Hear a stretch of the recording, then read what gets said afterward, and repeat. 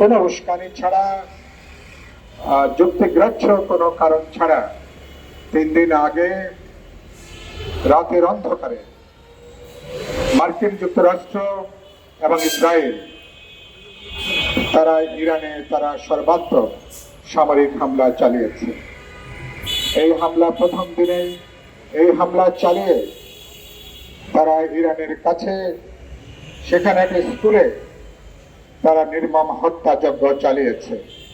1.5 শতাধিক স্কুলের কিশোর ছাত্ররা তারা সেখানে নিহত হয়েছেন। ইতিমধ্যে 1000-এর উপরে নিহতের সংখ্যা ছাড়িয়েছে। তাদের ক্ষেপণাস্ত্র হামলায় ইরানের সর্বোচ্চ ধর্মীয় নেতা আয়াতুল্লাহ ইমাম খামেনি তিনি নিহত হয়েছেন, তিনি শাহাদাত বরণ করেছেন। আমরা তার প্রতি শ্রদ্ধা জানাই, তার স্মৃতির প্রতি আমরা আমাদের সম্মান জ্ঞাপন করি। বন্ধুরা, আমি আজকের সমাবেশ থেকে আজকের এই ইরানের উপরে মার্কিন যুক্তরাষ্ট্র এবং ইসরায়েল তাদের যে যৌথ সামরিক হামলা, এই হামলার তীব্র নিন্দা জানাই এবং প্রতিবাদ জানাই। সকল আন্তর্জাতিক রীতিনীতি বিধিবিধান লঙ্ঘন করে তারা আজকে একটা স্বাধীন সার্বভৌম দেশের উপরে তারা যে হামলা আক্রমণ চালিয়েছে, এটা বাস্তবে এক ধরনের আন্তর্জাতিক সন্ত্রাসবাদ।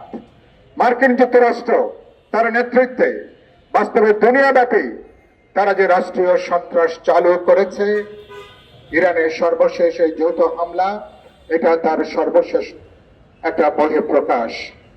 কোন স্বাধীন দেশকে, কোন সার্বভৌম কোন দেশকে এভাবে কোন পরাশক্তি কোন হামলা আক্রমণ করতে পারে না।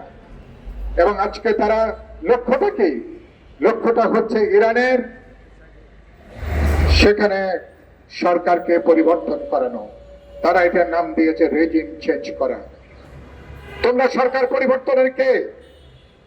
তোমরা ইরানের মানুষ নির্ধারণ করবে ইরানে কারা দেশ চালাবে, কারা সরকার পরিচালনা করবে। তোমরা আটলান্টিক মহাসাগর পার হয়ে এবং সেখানে প্রায় 8,500 কিলোমিটার পার হয়ে একটা স্বাধীন সার্বভৌম দেশের উপরে হামলা আক্রমণ, এটা গোটা আন্তর্জাতিক সম্প্রদায়কে বাস্তবে বুড়ো আঙ্গুল দেখানোর শামিল। এবং আমরা ইতিমধ্যে লক্ষ্য করেছি তারা এখনো পর্যন্ত হামলা আক্রমণ তারা অব্যাহত রেখেছে। কারণটা হচ্ছে তারা বলবার চেষ্টা করছে ইরানের পরমাণু যে শক্তি, সেই শক্তিকে তারা দুর্বল করতে চায়। ইরানের পারমাণবিক স্থাপনাগুলোকে তারা লক্ষ্যবস্তু হিসাবে তারা নির্ধারণ করেছে। আমরা পরিষ্কার করে বলতে চাই, ইরান বারবার ঘোষণা দিয়েছে শান্তিপূর্ণ উদ্দেশ্যেই তারা পারমাণবিক স্থাপনা তারা তৈরি করেছে। কিন্তু একই সাথে মার্কিন যুক্তরাষ্ট্র তার পশ্চিমা মিত্ররা ইসরায়েলকে তারা যখন পারমাণবিক শক্তিধর দেশ হিসাবে তারা যখন গড়ে তুলেছে, তখন আত্মরক্ষার জন্য ইরান কেন, আরবের যে কোনো দেশের অধিকার আছে সেখানে পরমাণু শান্তিপূর্ণ ব্যবহার, প্রয়োজন বোধে পরমাণু অস্ত্রেরও সেখানে অধিকার সেখানে তারা অর্জন করতে পারে। তার মানে একটা দখলদারিত্ব, একটা আধিপত্যবাদী, একটা কর্তৃত্ববাদী ক্ষমতা নিয়ে ইসরায়েল সেখানে কাজ করছে। মার্কিন যুক্তরাষ্ট্র গত প্রায় 70-80 বছর ধরে পশ্চিমা দুনিয়ার সহায়তা নিয়ে ইসরায়েলকে তাদের একটা সামরিক আউটপোস্ট হিসাবে বাস্তবে তারা সেখানে গড়ে তুলছে। লক্ষ্যটা হলো আরব দুনিয়ার তেল সম্পদের উপরে নিয়ন্ত্রণ প্রতিষ্ঠা করা, আরব দুনিয়ার যে খনিজ সম্পদ তার উপরে সেখানে নিয়ন্ত্রণ প্রতিষ্ঠা করা।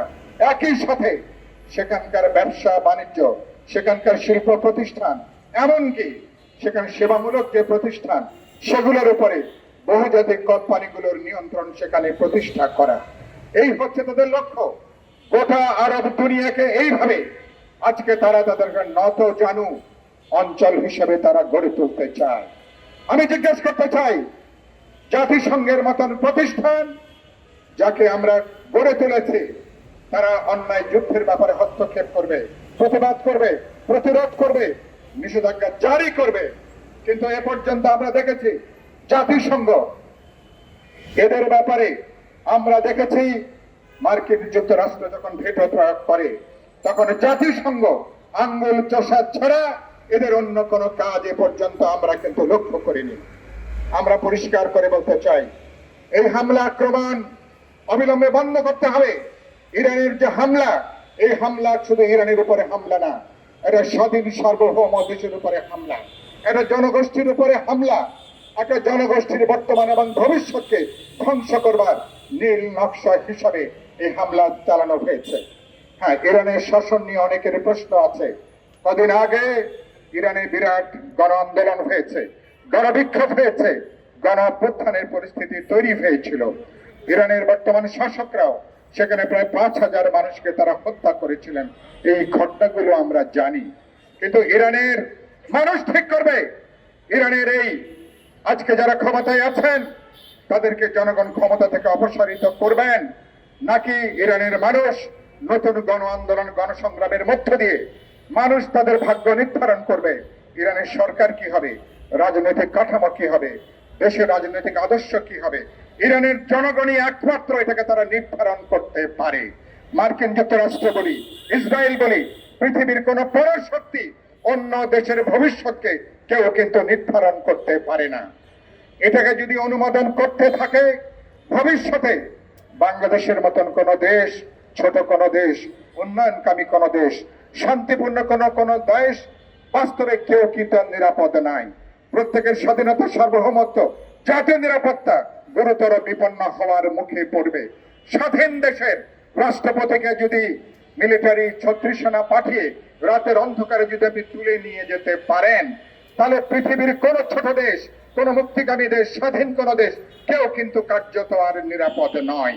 সেজন্য আমরা বলেছি বাংলাদেশ সরকারের উচিত হবে এ ব্যাপারে তীব্র প্রতিবাদ জানানো।